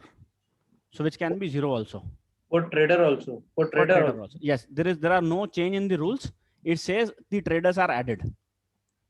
So for even for service sector, you would appreciate this. A lot of service companies would not have investment on their balance sheet to begin with because उनको investment की जरूरत नहीं पड़ती, या उन्होंने कोई software लिया होता है which they have expensed off.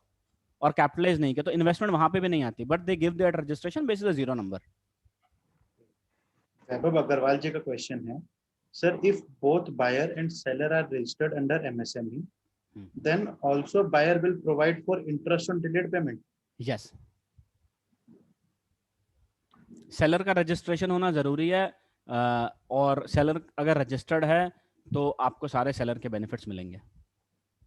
अच्छा, थैंक यू सर. अच्छा, रिचा जी का क्वेश्चन है, sir does MSME place any benefit role in terms of tax in case of export of service? Export of service का MSME benefit?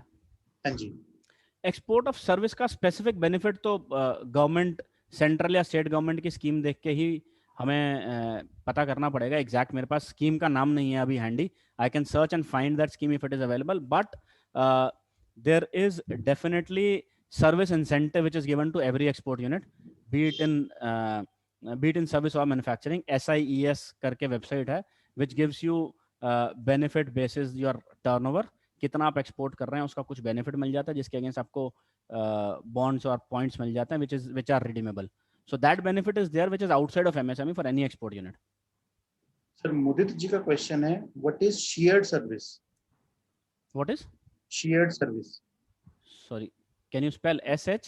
shared service. shared service. So shared service होता है जो BPOs होते हैं.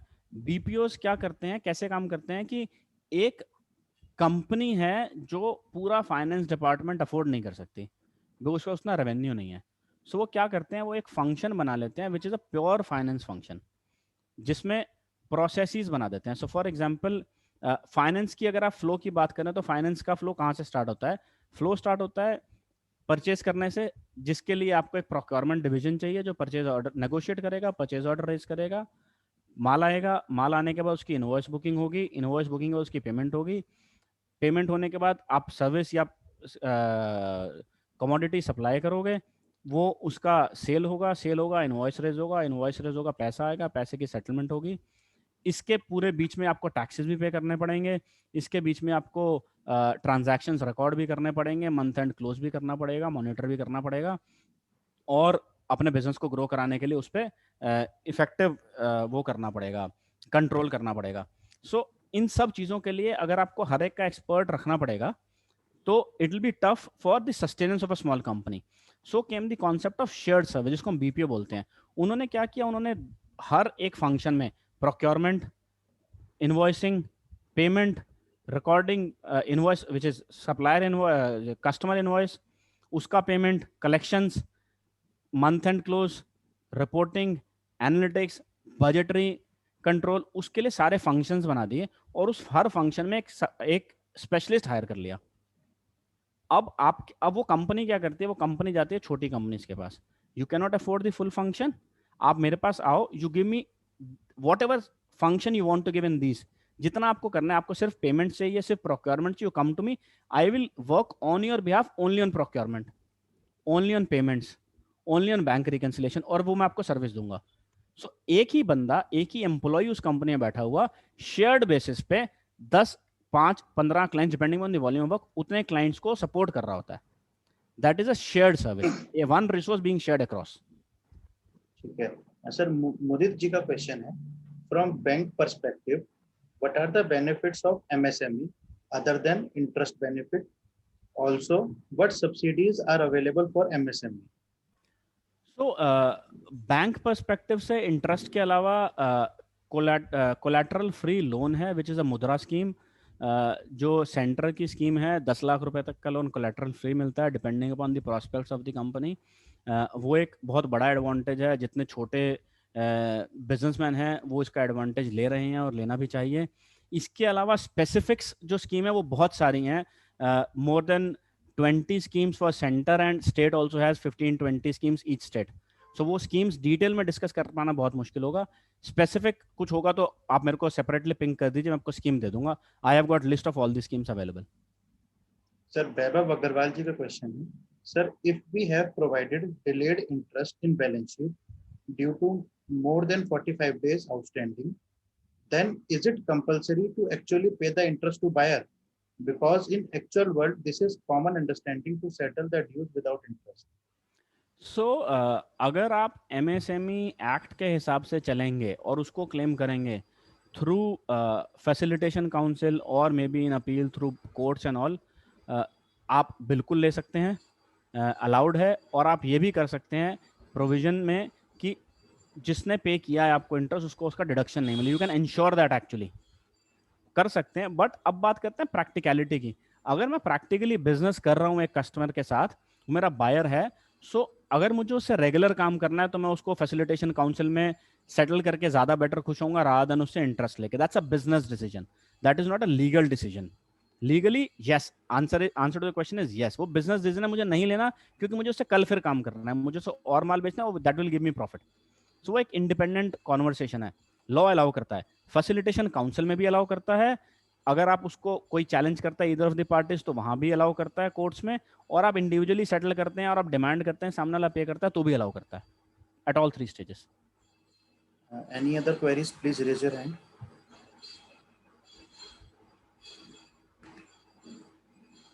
I think, sir, we are done with the queries.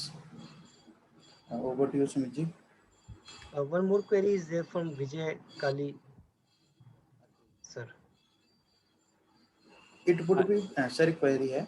It would be better if all the schemes at least CG explained, central government explained, so that it serve main purpose, I guess, in giving awareness to clients in all aspects. Actually, he's asking for CG explained, CG Central government schemes, I think. हाँ, so central government schemes explain कर सकते हैं, कोई problem नहीं है। As a said, I have got list of all the schemes eligibility criteria के साथ में, वो एक्सप्लेन कर सकते हैं। उस पर हम अगर सुमित जी कहेंगे तो we can have separate sessions only on schemes, जहाँ पे हम we can keep a time and we can talk scheme by scheme क्या एलिजिबिलिटी है। Can we अपने आप cover में it बहुत बड़ा टॉपिक है। on Sunday? Sunday we have session by you, Pankaj sir. So हाँ। can we cover in that session? Actually वो सेशन थोड़ा सा पैक्ड है क्योंकि उसमें हम business plan, pitch deck, valuation cover कर रहे हैं। Okay. सो वो एक अपने आप में Okay. वो है। But what I will do is, अगर टाइम बचेगा उसमें तो I will keep that schemes का document handy, I can talk about it, that is not a Sure, problem. sure. And Ravi Gupta sir is asking some. Ravi sir, are you there? Kindly unmute yourself, Ravi sir. हाँ sir मेरा छोटा सा सवाल ये कि अभी जो हमारी क्लैरिफिकेशन आ रही थी रिटेल और होलसेल ट्रेडर्स को they have included in SMEs, but उसमें स्पेसिफिकली लिखा हुआ आ रहा है कि these are only for the limited purpose of classification by bankers as priority sector lending. What does that mean? I am not able to understand that thing. So होता क्या है कि MSMEs का जो practical on the ground utility, जो छोटे traders या छोटे मैन्युफैक्चरर्स, छोटे सर्विस कंपनीज हैं, वो बैंक से फाइनेंसिंग लेने के लिए करते हैं। ठीक है, सो फाइनेंसिंग लेने के लिए अगर आप करते हो तो आप जब बैंक्स फाइनेंस करते हैं तो ऑब्वियसली वी नो कि बैंक को रिपोर्ट करना होता है RBI को against what reserve, what they have you know financed. So जो अभी भी जो स्कीम है वो स्कीम मैन्युफैक्चरिंग और सर्विसेज के लिए भी वैसा ही है कि आप उसको एक्सक्लूड करते हो फ्रॉम रिपोर्टिंग, विच मीन्स वो जो पैसा आप स्मॉल कंपनीज को दे रहे हो वो आपकी CRR की वजह से बाउंड नहीं होता, you not bound to maintain CRR, तो लिक्विडिटी ज्यादा आती है। राइट। सर अभी आप एक बात कर रहे थे ना कि उसमें जो हमारे बेनिफिट्स हैं 3 लाख करोड़ का पैकेज है, so that will be spread along the manufacturing sector also, but yes. what I'm making is, what the point I want to make is, the qualifications are, these are only for the purpose of included in SME sector, only for the purpose of classifying it as priority sector lending by the bank. Is it true? हाँ, सो वैसा ही है। जो 3 लाख करोड़ का package example मैंने लिया था वो भी प्रायोरिटी सेक्टर लेंडिंग का ही था। सो उसमें जब पिछले कोविड वेव में 2020 में जब स्कीम्स निकाली थी which was funds of funds, priority sector lending, guarantee, credit guarantee by the government, वो जो 3 चीजें थी वो प्रायोरिटी सेक्टर लेंडिंग थी। तो प्रायोरिटी सेक्टर लेंडिंग को ऐसे डिफाइन किया गया था, जो MSMEs हैं इस डेफिनेशन में फॉल करती हैं, though should be given priority to fund. उसमें एक कंडीशन और लगा दी थी जिसकी वजह से MSMEs को प्रॉब्लम भी हुई थी कि 28 फरवरी या 2 फरवरी, I don't remember the date, वो एक्स डेट को 28 फरवरी 2020 था। फरवरी 2020 में जिनका आउटस्टैंडिंग है उसका 20% credit guarantee government will take. तो जिनके पास एक्चुअली फंड नहीं, बोरो नहीं किया हुआ, तो उनको बेनिफिट पहुंचा नहीं था, नहीं पहुंचा। That's right. हाँ, तो करा तब भी प्रायोरिटी सेक्टर लेंडिंग के लिए था, बट वो डिफरेंटली करा था, तो उसका एडवांटेज उतना नहीं पहुंच पाया था। सर रिचा जी का क्वेश्चन है, सर Ujjwal, हाँ जी सर। जी please. Sunil ji is on unmute. Please ask your queries. Pankaj ji नमस्कार। नमस्कार सुनील जी। पंकज जी, मैं कल एक एमएसएमई का रजिस्ट्रेशन करा रहा था, तो उसमें जो टर्नओवर और इन्वेस्टमेंट वाला जो पॉइंट आता है ना, वो उसमें शेडो में होता है कि ऑटोमेटिकली वो वहां से पिक करेगा जी। तो मेरा तो उसका अप्लाई हो गया, लेकिन वो तो उसने मुझे जब मेरा सर्टिफिकेट निकल के आएगा तब जाके वो कलेक्ट करेगा या अपने आप ही ले लिया होगा उसने? सो उसमें क्या होता है, आपको वो शैडो कर देते हैं, वो बोलते हैं कि अगर आपने पैन नंबर दिया जो आप देते हो, तो बोलता है कि आपने आईटीआर कौन सा फॉर्म फाइल करा था, आप क्लिक करते हो एक्स फॉर्म, वो बोलता है कि अगर फाइल आपने एक्स फॉर्म किया तो मैं इनकम टैक्स डिपार्टमेंट से आपका टर्नओवर इन्वेस्टमेंट सब उठा लूंगा, और अगर आप जीएसटी रजिस्टर्ड हो तो भी पैन कार्ड से आ जाएगा, तो मैं जीएसटी डिपार्टमेंट से आपके turnover income tax turnover match कर लूंगा, तो वो ऑटोमेटिकली वहां से पिक करके आ जाता है। अगर कोई क्वेरी होती है, उसमें लिखा होता है नीचे, अगर कोई क्वेरी होगी so will come back to you, so उसमें क्वेरी आ जाता है कि आपके टर्नओवर इनकम टैक्स में कुछ और है, जीएसटी में कुछ और है, एज एन एग्जांपल। और अगर नहीं होता तो सर्टिफिकेट इशू कर जाता है, वहीं से अमाउंट फीड हो जाता है। फिर भी आपका सर्टिफिकेट में कुछ चेंज कराना होता है। फॉर एग्जाम्पल जैसे एनुअली अप्रैल से जून के बीच में आपके पास एक रिमाइंडर आता है कि आपने लास्ट टाइम आप as an example micro classified थे, अपना टर्नओवर और इन्वेस्टमेंट बता दीजिए, हम देख लें आपको माइक्रो करना है या मीडियम करना है या स्मॉल करना है। तो वो एक ट्रिगर गवर्नमेंट की तरफ से, वैसे ही ट्रिगर आप भी कर सकते हैं, amendment to my MSME certificate, जहां पर आप बोल सकते हैं अब मैंने इन्वेस्टमेंट बढ़ा दी है मिड ऑफ द ईयर, सो आप ऐड करा सकते हैं, नहीं तो एनुअली तो वो ले ही लेगा। ठीक है सर, एक अभी जो बात चल रही थी स्कीम्स की, जो स्टेट गवर्नमेंट की और सेंट्रल गवर्नमेंट की, प्लीज आप संडे को ना वो एक लिस्ट चेकलिस्ट प्लीज लेके आना अपने साथ जी, और शेयर भी कर देना, कि सो दैट अगर हम उस पे डिस्कशन भी नहीं कर पाए ना, तो so that everybody can read that scheme. हाँ, शेयर तो मैं वैसे भी कर दूंगा। I think it's a good idea. मैं क्या करूंगा, मैं आई will keep schemes handy, discuss करने का समय मिला तो जरूर करेंगे, नहीं तो मैं उसके बाद शेयर कर दूंगा। बिल्कुल ठीक है, बिल्कुल। बाकी सर बहुत बढ़िया सेशन था, जैसे आज का आपने स्टार्ट किया है, बहुत बढ़िया तरीके से स्टार्ट किया है, तो आई होप के 3 दिन भी और अच्छे आने वाले हैं। Thank you very much sir. Thank you so much Sunil ji. Sir next question लें। सर रिचा जी का क्वेश्चन है, sir does MSME plays a benefit role in terms of tax in case of export of service, and how is startup and MSME related? Tax का concept हम कल address कर रहे हैं, so I don't want to steal the thunder, so उसको hold करते हैं। ठीक है, एमएसएमई और स्टार्टअप्स कैसे रिलेटेड हैं? सो every startup is an MSME, because जब आप स्टार्टअप होते हैं तो आप generally by the definition of a startup you will be at a zero turnover. ठीक है, you may have investments, you may have other things to tick in the box, कि मैं ये चीज़ें फुलफिल कर रहा हूँ, बट आप माइक्रो तो होते ही हैं। So every startup will fall under a micro definition of MSME, which is there on the screen. आप उसके अंदर फॉल करते हैं, बट स्टार्टअप का रजिस्ट्रेशन एक सेपरेट रजिस्ट्रेशन है और एमएसएमई का रजिस्ट्रेशन एक सेपरेट रजिस्ट्रेशन है। स्टार्टअप का रजिस्ट्रेशन कल बात भी करेंगे, तो वो आपको सेपरेट इनकम टैक्स बेनिफिट देता है। एमएसएमई का रजिस्ट्रेशन आपको बिजनेस बेनिफिट देता है, जो एमएसएमई स्कीम्स में हम बात कर रहे थे कि गवर्नमेंट की स्कीम्स है। सर एक प्रकाश जी का क्वेश्चन है, let us suppose I have an investment in 2 plants, one in Faridabad and other in Roorkee.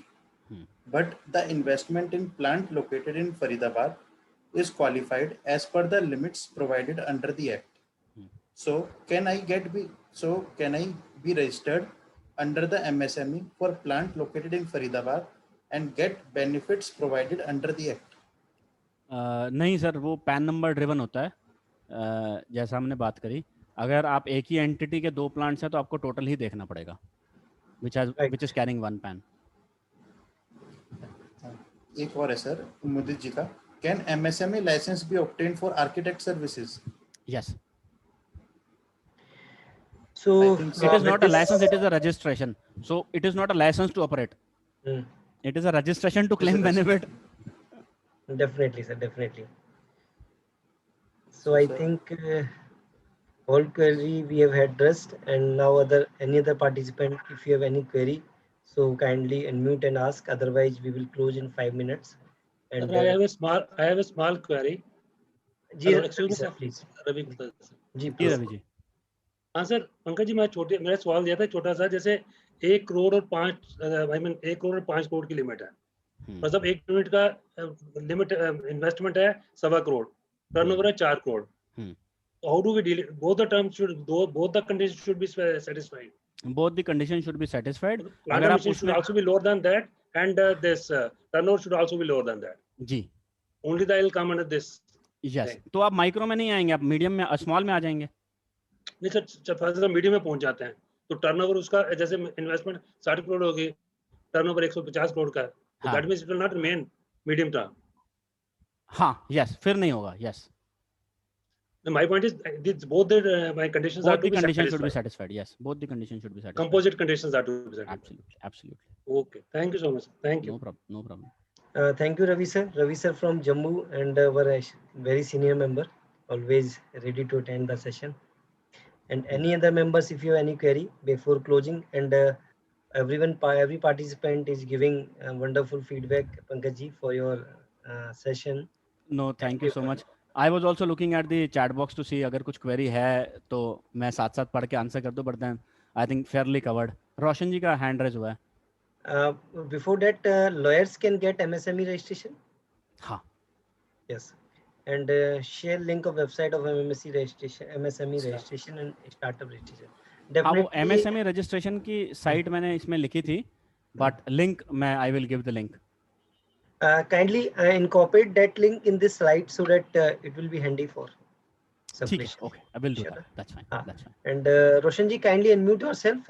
Every participant is allowed to unmute. Roshan ji, are you there? Yes sir. Yes, please. Sir मेरा question ये है कि क्या MSME में क्या अगर मेरे 2-3 business हैं, प्रोप्राइटर से मैं काम कर रहा हूँ, तो क्या मतलब कि एक ही MSME रजिस्ट्रेशन मिलेगा या उस सबके अलग मिलेगा? एक ही मिलेगा सर, पैन नंबर ड्रिवन है, क्योंकि आप इनकम टैक्स रिटर्न एक फाइल करते हैं और GST भी आप एक ही कैरी करते हैं प्रोप्राइटरशिप में, तो दोनों चीजें वेरीफाई होती हैं, तो एक ही मिलेगा. असल मान लीजिए मैंने न्यू स्टार्टअप है, मतलब मैंने कोई भी अभी तक ITR फाइल नहीं किया है और मैं 2-3 बिजनेस मतलब सेगमेंट मतलब रेडीमेड गारमेंट्स का या कोई भी और बिजनेस डाल रहा हूँ, तो क्या उसके लिए क्या करना पड़ेगा फिर? सर अगर एक ही पैन नंबर ड्रिवन है, फॉर एग्जांपल अगर आप प्रोप्राइटर हैं और अपने ही पैन से सारे काम कर रहे हैं, तो डेफिनेटली एक ही रजिस्ट्रेशन में चाहिए आपको, एक से ज्यादा नहीं मिलेगा. ये सर ऐसा कुछ मेंशन करने का कुछ ऐसा कुछ ऑप्शन नहीं है? नहीं, वो पैन नंबर से पिक करता है ना. आप पैन नंबर डालेंगे और उसमें आप बोलेंगे कि मेरी इन्वेस्टमेंट, मेरा कोई ITR रिकॉर्ड नहीं है, मैं खुद मेंशन करना चाहता हूँ. जहाँ पे आपको पूछा जाता है ना, have you filed your income tax return, आपने नो कर दिया तो आपका एलिजिबल फील्ड आ जाता है. एक सर मैंने ना एक अप्लाई किया तो वो मिल गया, जब सेकंड जॉब में अप्लाई किया तो उसमें वो आ गया कि आपका पेन पर एक अप्लाई हो चुका है, तो second is not possible. That is what I am saying. तो आपको एक ही साथ देखना पड़ेगा, उसको अलग अलग नहीं अप्लाई कर पाएंगे. पंकज जी, इसमें क्वेश्चन है, जैसे कोई आजकल GST में कैटेगरी वाइज आप GST नंबर ले सकते हो, प्रोडक्ट वाइज, तो देन उस केस में हम लोग अलग अलग ले सकते हैं क्या? नहीं सर, वो एक्चुअली प्रोडक्ट वाइज तो ले सकते हैं, बट GST नंबर सेम रहता है ना. आपका पैन नंबर जो बीच में पैन का कोड है वो हमेशा सेम रहता है. GST का नंबर हमारे अलग अलग हो जाते हैं. GST Pankaj ji is talking about कि बिजनेस वर्टिकल के अकॉर्डिंग हम 2 GST नंबर ले सकते हैं. हाँ, बट अच्छा बिजनेस वर्टिकल के अकॉर्डिंग. ओके, तो उसमें MSME रजिस्ट्रेशन सेपरेट नहीं होता, वो पैन ड्रिवन ही होगा. Okay. And Pankaj ji, any participant जी, सर एक क्वेरी और है, प्लीज डिफाइन स्टार्टअप. मैं लेता हूं सर लास्ट क्वेरी आपकी.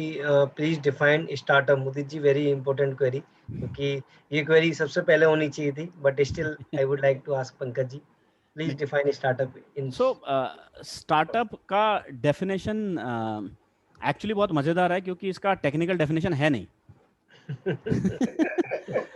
Any business that you start to do, उसके लिए आपने एक भी स्टेप ले लिया, you are qualified to call yourself as a startup. Now it is important for you to think, decide basis the path that you carve for your business, that you want to be registered as a startup or not. If you want to be registered as a startup, then there is a definition कि आपका business registration के लिए आप startup में register तब करा सकते हैं जब आपका बिजनेस इनोवेटिव होना चाहिए, आइडियाज नए होने चाहिए, टेक्नोलॉजी ड्रिवन होना चाहिए, कुछ ऐसा नया करना चाहिए जो कि अभी तक नहीं हो रहा है, किसी पुरानी कंपनी से अमेलगमेट डीमर्ज होकर नहीं बनना चाहिए. आप कुछ सॉल्यूशन, आप या तो आप पुराने सॉल्यूशन को नए तरीके से पोजीशन कर रहे हैं जिससे आपकी कंपनी क्वालिफाई होती है कि मेरा सॉल्यूशन सॉल्व करने का तरीका डिफरेंट है, या प्रॉब्लम ही आपने नहीं आज देखी कि ये प्रॉब्लम अभी तक एग्जिस्ट नहीं करती थी, आज एग्जिस्ट करी तो मैंने उसका सोल्यूशन निकाला, तो प्रॉब्लम नहीं एग्जिस्ट करती थी। तो वो क्राइटेरिया है स्टार्टअप को रजिस्टर कराने का। स्टार्टअप खुद को स्टार्टअप कहलाने का कोई क्राइटेरिया नहीं है। तो थोड़ा सा इसमें एक्सप्लेन और करूंगा। कोई भी कंपनी बिजनेस में मार्केट में क्यों अवेलेबल होती है, दो ही कारण की वजह से अवेलेबल होती है। या तो आप कुछ ऐसा सॉल्व कर रहे हैं जो आज तक किसी ने सॉल्व नहीं किया, या जो किसी ने सॉल्व किया वो इस तरीके से सॉल्व कर रहे हैं कि उस तरीके से आज तक किसी ने सॉल्व नहीं किया। ये सिंपल टर्म्स में स्टार्टअप की इनोवेशन को समझने का तरीका है। जो इनोवेशन वर्ड यूज किया ना स्टार्टअप की डेफिनेशन रजिस्ट्रेशन के लिए, उसका समझने का तरीका है। राइट।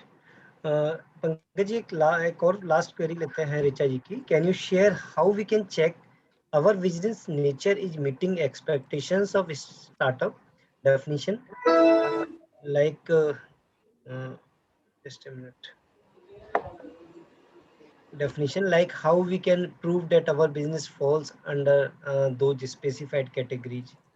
So उसके लिए आपको बिजनेस नेचर का स्टडी करना पड़ेगा कि बिजनेस का नेचर क्या है, वो सॉल्व क्या कर रहे हैं प्रॉब्लम, क्या वो प्रॉब्लम इनोवेटिव है नहीं है। You will have to define, you have to first think of it that way कि अगर आप कन्विंस्ड हैं कि ये कुछ इनोवेटिव सोल्यूशन लेके आए हैं या कुछ नया इनोवेशन कर रहे हैं, then it is a no brainer, you can definitely do it. But अगर वो नहीं लेके आए हैं बट आपको लगता है कि इसमें कुछ छोड़े अमेंड्स किए जाएं इन टर्म्स ऑफ बिजनेस ऑपरेशन, तो आप उसको क्वालिफाई करा सकते हैं। सो इसको मैं इस तरीके से समझता हूँ, जब मैं बोलता हूँ कि हम MSMEs को MNC बनाने में हैंड होल्ड का सपोर्ट करना चाहते हैं रादर देन सिर्फ एक कंप्लायंस का सपोर्ट करने के लिए, तो मैं इसको इस तरीके से समझता हूँ कि अगर मैं अपने क्लाइंट को ये गाइड कर पाऊँ कि आपको बिजनेस इसलिए करना है क्योंकि आपको मार्केट में लंबे समय तक रहना है, लंबे समय तक रहने के लिए आपको अपने बिजनेस को इनोवेटिव तरीके से, नए तरीके से देखना है। अगर आप उसको वैसे देखेंगे तो आप कैसे बिजनेस करना चाहेंगे। As soon as you ask the right question to your client, वो पता लगेगा कि वो इनोवेशन कहीं ना कहीं निकल के आ रही है। Then how do you define that innovation while applying for registration, you will be able to succeed in that to obtain that registration. So thank you Pankaj ji, and definitely all get the benefit. Sushil Verma ji, benefit in term of rate of interest of credit limit from bank. You want to say कि interest rate of interest का जो benefit मिलता है credit limit from bank, it can be one benefit definitely. Sir, yes, it can be benefit. But scheme to scheme vary करेगा, आप किस industry में या गवर्नमेंट किसको प्रमोट कर रही है, आप कहाँ से लोन ले रहे हैं, कौन सी एंटरप्राइज है, उन सब चीज़ों पे वेरी करेगा, but yes there will be benefit. So thank you very much. Sandeep ji का क्वेश्चन और है last. If any company has not paid in 45 days to MSME registered vendor and not disclosed in his financials also, is this any offense for the company? Vendor has no objection if he has not paid within 45 days.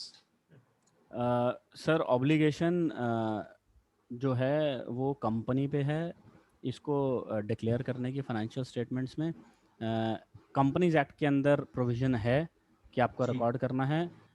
बाकी उसमें income tax return में for other entities there are in few forms there is a provision, but अगर आप aggrieved हैं तो आप इसको raise करा सकते हैं, आप इसको ऐड करा सकते हैं और आप इसका बेनिफिट ले सकते हैं। अगर आप अग्रीव्ड नहीं है तो जैसे चल रहा है चलने दीजिए, that's a business as usual. जैसे आपने क्वेश्चन पूछा था कि अगर मुझे उसके साथ बिजनेस करना है तो मैं उससे आज इंटरेस्ट मांगू या अगला बिजनेस मांगू, तो पैसा लेता हूँ और बाकी काम करता हूँ, वो वाला सिचुएशन है इसमें। राहुल जी की क्वेरी, राहुल जी का raise unmute and on your video. Rahul ji is my good friend. Rahul ji कहाँ पर हैं आप? Good evening, sir. Video also. Rahul ji, please. Please ask your query. Sir, I went to DI Karnal to ask them whether we chartered accountants and advocates are also MSME. Being we go to MSME registration, but when we ask for the real benefit for against the MSME registration, so we got rejected many times. So मेरी वहाँ पे joint director वगैरह से बात हुई, discussion हुआ, तो not by on record, not on document, but they said कि सर आप तो फैसिलिटेटर्स है, you are not in service sector.